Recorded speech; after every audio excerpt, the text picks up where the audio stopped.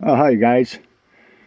Right now I'm out in my van and all these flat rods that I bought that I showed in a video last night, even though I don't know what they are, what they're for, or what they're even made out of, I did drill one and it creates a very fine black dust like coal. So maybe that will tell some of you something. I think that maybe they are carbon fiber, but I'm not positive. And if they are, I don't know what makes them sound like metal if there's no metal in it. I don't understand that. It's a science that I just can't wrap my brain around. Anyway, what I did is, this is why this stuff, any type of flat bendable material that has a lot of resistance in it is good stuff, is because when you run it along the inside of a van, you can slide curtains and it will run right along this stuff. So you can literally slide curtains all the way around your van. However, that's not what I'm doing with this stuff. I am running it parallel to the ceiling, but it's so, if you look here, the back of my aluminum is flat. It's only a half round. And being that this stuff is flat and it's the same exact height, what I did is I cable tied it to it because it runs straight back behind the molding. And then here, where I've got this built-in seat buckle that I can't remove from the very back tumble seats that used to be in this van, this is the only place where I clipped it. These little plastic clips you can get at Walmart. The back slides underneath the molding, leaving the outside clip for you to clip your aluminum in, just like that. But then over here, it continues along this flat material that I bought all the way up to here, and it keeps going. See? And this way, it makes your lighting very, very rigid. Now, I'm going to switch these out because I didn't have any white cable ties. I only had black to use today, but I am going to cut these off and put white ones on so they don't stand out. This is just a demonstration to show you guys what you can do with this stuff because it's so stiff and rigid and strong. So this way my aluminum goes all the way around my van, and you don't have any saggy loops. That's what I wanted, was more of a straight line installation. Now I got another clip right here for when my aluminum isn't plugged in, and this is why I made this case with a D-ring, so my phone charger can just sit in there and I can plug my aluminum right in. So I'm going to do that now to show you guys what it looks like lit up. So as you can see, it just doubles back on itself and plugs in. And now I've got, of course it's daytime out, so you guys can't really tell how well it lights my van. But this way, it makes a much cleaner, streamlined installation. And then it ends right here. So, and these things at night are bright. I mean, it really lights up the van very, very well. And because my curtains would end here, even though I've got my blackout panels that I made that are thick insulation, and then I took that Gorilla Glue spray, and then I put felt on them. This is the panel for the back window. I just keep it filed in here for when I'm driving and it's not in use. This is just a cutout from one of my camper builds. It's a window cutout from when I cut out the 3/4 inch plywood for a window. And I sanded it and polyurethaned it, and I just screwed a crate to it upside down. And then I cut a hole in the crate so I can pass stuff in there underneath and store stuff. And this just is sitting on top of the mattress. I can move this little table around. But I've got another idea for a more permanent solution for a table. But so if I wanted to, because you can see that I've got quite a big gap right here of room from where my mattress ends to the sliding door. It's the same way on both sides. I have this much room. So even though I got blackout panels in my windows, if I wanted to have blackout curtains to pull across here just to make it extra warm and extra private, I could do so. Now here in the front of the van, you can see how much room I have got between, and this is a full-size bed, you guys. This is the same size bed that I have in my house, and it's 4 inches thick. and it's very, very comfortable. It's all memory foam. But because I've got so much room between where the foot of the bed ends to the seats, I've got enough room to put my porta potty right in here. So yes, I can go to the bathroom inside my van without having to get out ever. Another nice thing I like about this Sienna van is that the type of back that this has on the seat, if I can do this with one hand, when I raise this lever up and fold this seat down, now I've got a table. You see there? I can put whatever on there. I could put a cooler on there. I could put a little flat screen TV because I do have a power bank that will run a television on 110. Plus I got 110 short power. So I could put a TV there, and or I could put a laptop there. And you can see how much space there is in between the bed. Now I want to explain this for a minute. Let me fold this seat back up. I'm going to explain this tote and why there's a tote sitting there. It's a very narrow tote, and I got it at Home Depot for $5 with the lid. But what used to be there, and it's hard to hold it with one hand, this is my center console for the van.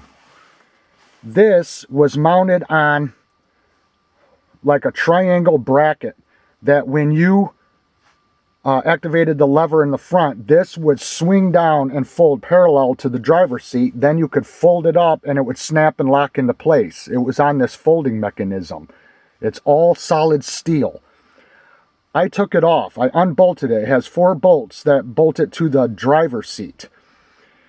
And the reason why I did that is because even when it's folded down, it would still stick out this far.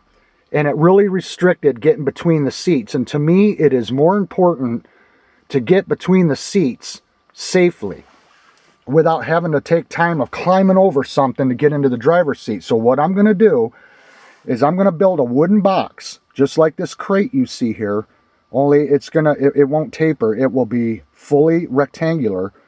And then I am going to glue on the carpet on the box like I did on the walls of my teardrop builds, because I got the same color carpet as what's in this van, and that way the box will be all carpeted and match the interior of this van. But what I'm going to do is I'm going to put a piano hinge on the back of it underneath to where the console can raise up and the box below will give me storage, and I can just slide this right out of the way and move it over here or over to this side, whichever side my toilet's not on. And that way I can get between the seats, because I'll show you, this thing here is just got an all steel flat bottom on it. So it'll be very easy to drill some holes and put in some sheet metal screws in it or whatever. And that way you can see now how much more room there is to get through there. So it's like an RV. I can just go right between there, put this armrest up, go right between the seats, and get right into the driver's seat from the back end and vice versa. Because there was a time when I was at Wendy's about an hour away from home getting a bite to eat, and I had to pee really bad. And I always keep a bottle in the van. Well, because the console was there and had stuff on it, I had to exit the van and come in through this driver side sliding door, and people are probably wondering, what is this guy doing? Now, if I have to go to the bathroom, all I have to do is leave the seat, come back here, close these curtains off, and I can use the bathroom at any time without having to exit the van. So I just picked up this temporary $5 tote because it fits right between the seats to just use as a temporary console until I get this one on a box that I'm going to build and then carpet and put a piano hinge on it. Because when the console was there was nothing underneath. And because of that folding steel mechanism, you couldn't slide anything underneath the table. So all that space was lost. But by putting this console on a wooden carpeted box with a piano hinge, now when I raise it up, not only am I going to gain all that storage in the van, I can move it out of the way. So that way I can get right between the seats, no problem, and be able to get right to the driver's seat. Look how much room is in this van. I'm telling you guys, this thing is just like an RV. I love it. Full-size bed, plenty of room on both sides. Lots of room between the seats, and I don't have to worry about having room to do anything in here. It's got 2 glove compartments. It's got a full drawer underneath the passenger seat that opens up towards where your feet would go. It's a full deep drawer. That compartment down there opens up. The armrests open up and have compartments in them. There's tons and tons of space in this thing. Even back here, these compartments open up. See there, I got stuff in there. I think I got heat socks in there for winter time. So this van's got a lot of storage. It's got accessories for charging. It's got a night light. And yeah, so this thing works great. I love it. And what I'm going to do with one of these rods is I'm going to cut it to length, and then it will go behind this molding right here, and it will spring up against the ceiling, because what I'm going to do is I'm leaving this rod in place, because if you look there at the mirror, when I'm driving, there's my clearance. When I'm looking towards the back window, I don't see this bar. As long as my curtains are parted, there is no obstruction in my view looking out the back window of the van from the driver's seat. I don't see anything in that mirror from the rod up. So what I'm going to do is I'm going to sew out of the same blackout material, I'm going to sew a topper curtain that's just going to come down to this bar. And it will not part. It's just going to be one solid curtain going all the way across, and I'm only going to be parting the lower part, because that way it will make up the gap between the rod and the ceiling, and that will have a solid blackout curtain right here using that stuff I bought. So that was the idea I had for it, as well as for the lighting. And this is why I said this stuff works great for RV lighting.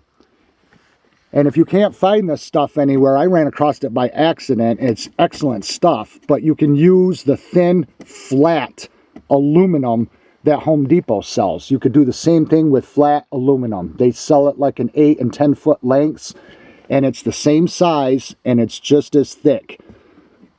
Same size as this stuff, so you could even go with that and then just paint it black. But that's what I wanted it for, was to run my Aluminoodle right along it. So it makes my lighting nice and rigid, and I don't have to worry about it hanging down and looking all loopy. I just got to put white cable ties on it. So I will go back in the house and I'll show you guys the folding mechanism that used to be on the bottom of this. It was held on with these 4 little nuts right here. One side bolted there and the other side bolted there, and it was like it folded down like a scissor. And I took it off and I mounted it to a piece of wood, and I'm going to use it as a folding table inside this van, and I'm going to mount it somewhere back here in the back of the van. So I have a fold down, drop down table. So I got 2 uses out of this. Once this is on a box and it's hinged with the piano hinge, I'll have the storage in the box beneath this, and the folding mechanism that was bolted to this I will use on a table in the back. I'll get 2 purposes out of one thing. Okay guys, what this board is a 1-inch thick stair tread for stairs in a house. Home Depot sells the stair treads independently. So I just bought one, and what I did is I mounted the thing that went to my console in the van, because when this part here is bolted to the side of the van, it gives you a fold down table.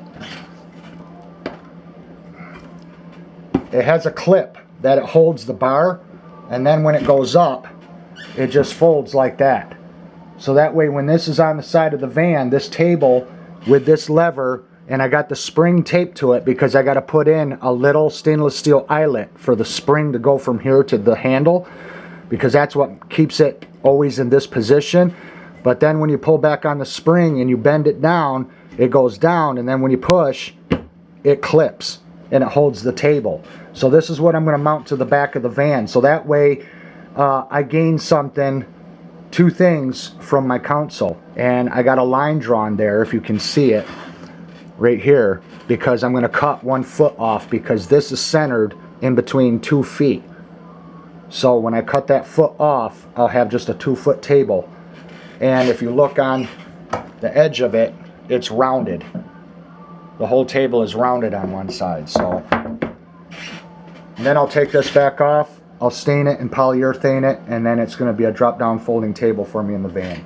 Thanks for watching, you guys, and we'll see you again. Bye-bye.